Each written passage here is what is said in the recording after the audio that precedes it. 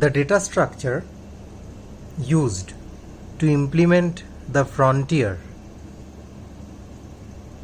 in the breadth first search is nothing but the queue. So what are the principles that we discussed here? That do not expand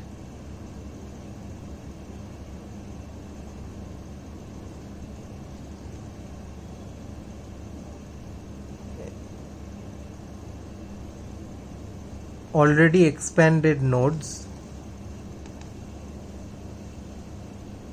Then for expansion, put children at end of queue.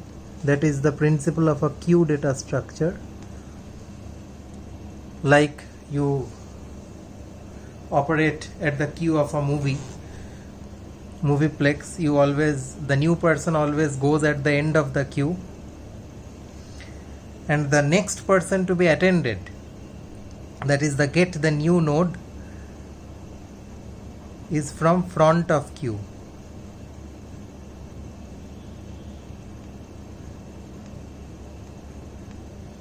Just let us redo this search using the queue technique.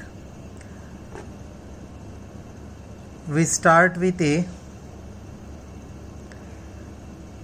we expand A, we get B and C. In the subscripts I am writing the path from where I am coming.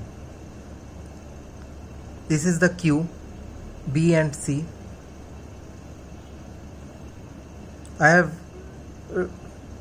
This is the front of the queue, this is the end of the queue.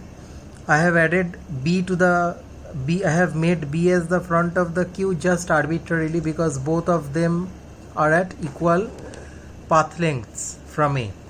So if this is just arbitrary, I remove B from the front of the queue. The children of B will be added at the end of the queue.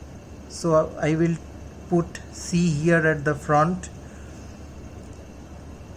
E, A, B and D, A, B.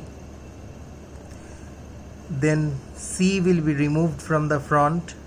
Children of C will be added to the end of the queue. So it will be E, A, B, D, A, B. Children of C will be D, A, C and G, A, C. EAB will be removed. From E I can go to B, which is already explored and no other place, so I don't have anything to add for EAB. Now DAB will be removed. This will give me DAC, GAC and FABD.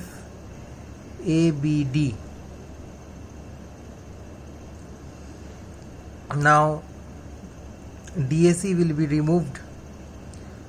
From D I can go to F, okay,